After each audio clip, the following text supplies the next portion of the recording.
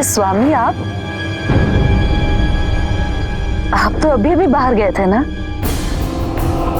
हाँ, गया तो था, परंतु तुम्हारा प्रेम मुझे खींच लाया।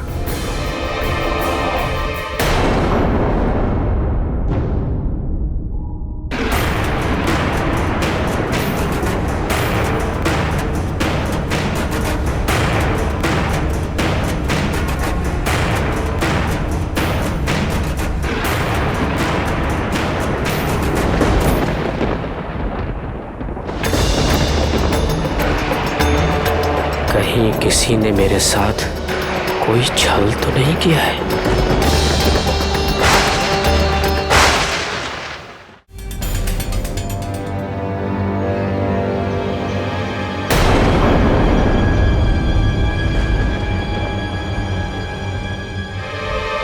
देवराज इंद्र,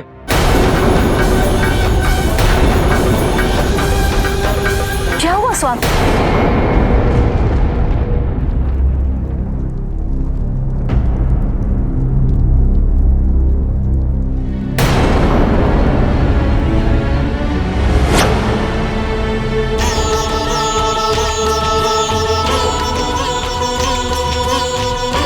देवराज इंद्र, ये क्या किया आपने? बहुत घमंड है ना तुम्हें अपनी सुंदरता पे देवराज।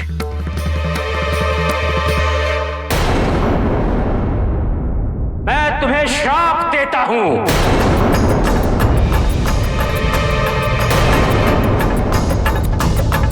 पौरुषत्वहीन एवं रूप हो जाओगे।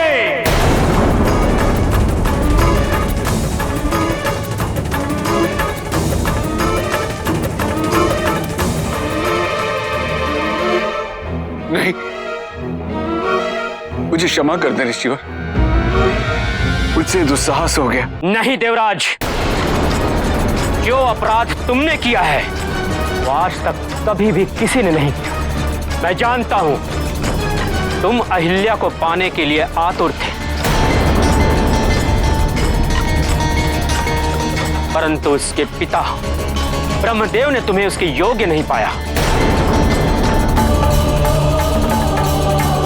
मुझे यह भी ज्ञात है, ये घात अहिल्या के अलावा तुमने मेरे लिए भी रची थी। तुम तो क्षमा के योग्य हो ही नहीं देवराज। यदि तुमसे देवराज इंद्र की उपाधि छीन ली जाती है तो इसमें कुछ भी अनुचित नहीं होगा।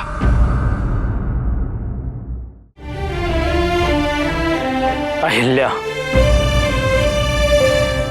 इतने वर्ष मेरे साथ रहने के बाद भी मेरे शरीर, मेरे स्पर्श से अपरिचित हो? एक पराये पुरुष की निकटता से तुम्हें उसकी वास्तविकता का बोध नहीं हुआ? क्या तुम्हारी संवेदना इतनी शिथिल हो गई हैं कि देवराज इंद्र के तेज का भी तुम्हें आभास नहीं हुआ है? यदि तुम इतनी ही पत्थर समान हो गई हो तो फिर इस मानव शरीर की आवश्यकता ही क्यों है तुम्हें? जाओ, मैं तुम्हें भी श्राप देता हूं।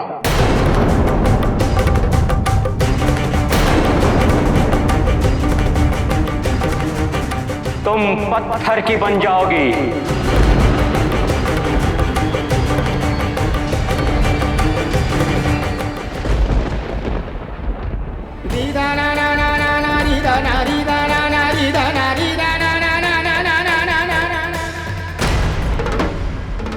स्वामी क्षमा।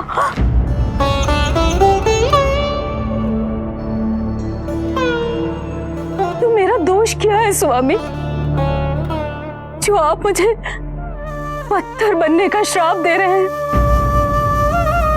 अपने आप से पृथक होने का श्राप दे रहे हैं स्वामी? मैंने आज तक कभी भी अपनी पवित्रता को भंग नहीं होने दिया। तन और मन से आपके प्रति समर्पित रही मैं। अपने दाम्पत्य की मर्यादाओं का कभी भी उल्लंघन नहीं किया मैंने स्वामी। तो फिर किसी और के छल का दंड मुझे क्यों?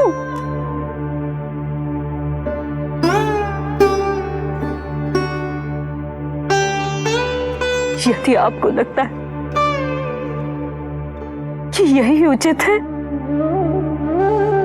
और यही मेरा प्रायश्चित है, तो मैं इसे सहर्ष स्वीकार करती।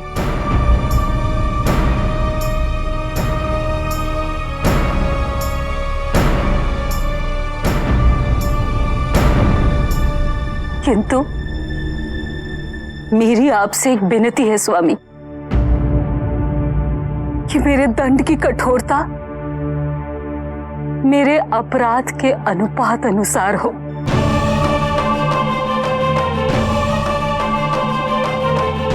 ठीक है, इस श्राप का अंत तभी संभव है जब स्वयं भगवान विष्णु दशरथ पुत्र राम का अवतार लेकर यहां पधारेंगे।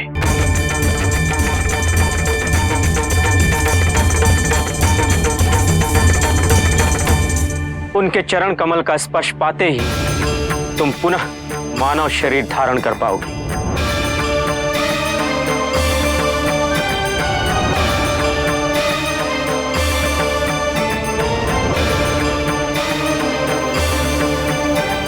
ऋषिवर, ये कैसा अन्याय है? आपने अहिल्या को श्राप मुक्त होने का मार्ग तो बता दिया, किंतु मेरे साथ ये पक्षपात क्यों? सिद्धियों के मार्ग में शुभ की ओर अग्रसर इस संसार में तुमने एक ऐसा दुष्कृत्य किया है जिससे एक अशुभ स्थिति उत्पन्न हो गई है। तुम्हें इससे मुक्ति दिलाने हेतु किसी महाशुभकारी, विघ्न विनाशक, मंगलकारी को ही आना पड़ेगा।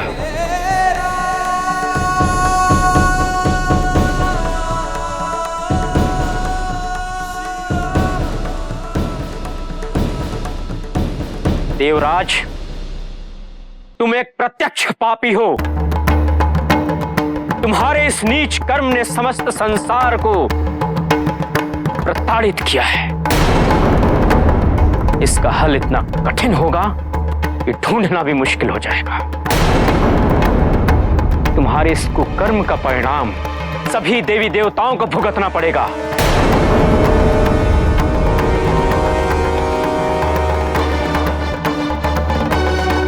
जाओ देवराज, चले जाओ यहां से। न्याय अन्याय का तर्क तुम्हारे मुख से शोभा नहीं देता। एवं वैसे भी तुम मेरे दोषी नहीं, पुरुष एवं प्रकृति के दोषी हो। अहिल्या का अपमान करके तुमने आदि शक्ति का अपमान किया है। अब आदि शक्ति ही तुम्हें श्राप से मुक्ति दिलाएंगी। जाओ, चले जाओ।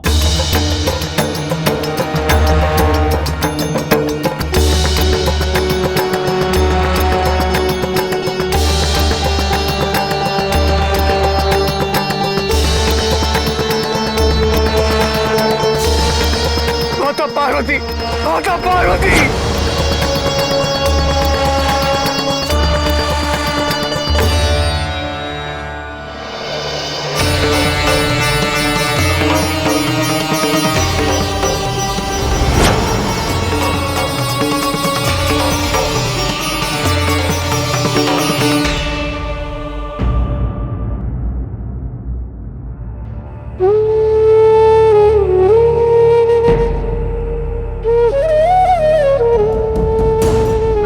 विचलित क्यों हो रहे हैं?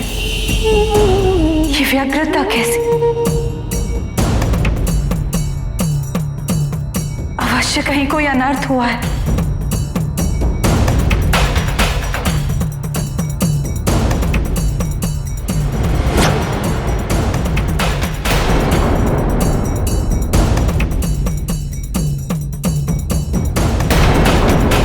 ये कैसा श्री है पार्वती, जो हमें और भी कलुषित करते जा रहा है।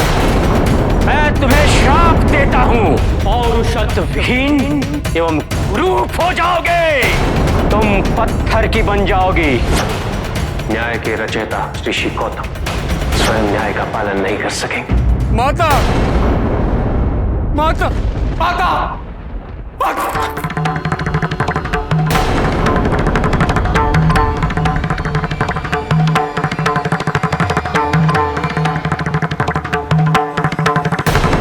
यहाँ आने का दुस्साहस भी कैसे किया तुमने इंद्र?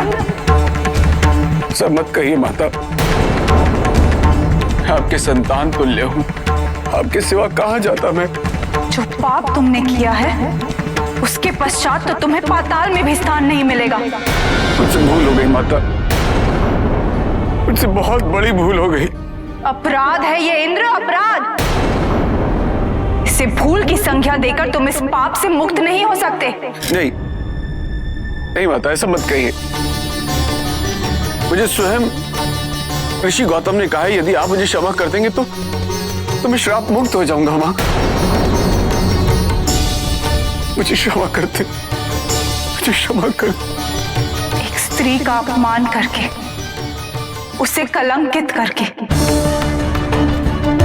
तुम सोचते हो कि तुम क्षमा के पात्र हो? नहीं इंद्र, ऋषि गौतम ने तो तुम्हें तुम्हारे अपराध के अनुपात में दंड ही नहीं दिया। अमृत पीकर भी तुम्हारे मन का विष नष्ट नहीं हुआ। देवराज होकर उचित और अनुचित में भेद करना कैसे भूल गए तुम इंद्र? असुरों को अमृत से वंचित क्यों रखा गया? क्योंकि अमर होने का अधिकार केवल अच्छाई को ही मिल सकता है। किंतु अमर होने के पश्चात अच्छाई ऐसी बुराई में परिवर्तित हो जाएगी, इसकी तो कल्पना करना भी हमारे लिए असंभव था। क्या तुम्हारे इन्हीं दुष्कर्मों के लिए हमारे स्वामी ने विष पिया था? और केवल तुमने ही नहीं, ऋषि गौतम ने भी न्याय कहाँ किया? जिस पत्नी की श्रद्धा और भक्ति से प्रसन्न होकर महादेव ने उनकी रक्षा की, उन्हें वरदान दिया, जिस पत्नी ने सदैव उनका साथ दिया, उसी पत्नी को शिला में परिवर्तित कर दिया उन्होंने। नहीं, अहिल्या को शिला में परिवर्तित करके उन्होंने स्वयं शिला होने का परिचय दिया है। माता, मुझे इस श्राप से मुक्त कर दे माता। मैं वचन देता हूं, मैं ऐसा दुष्कृत्य कदापि नहीं करूंगा।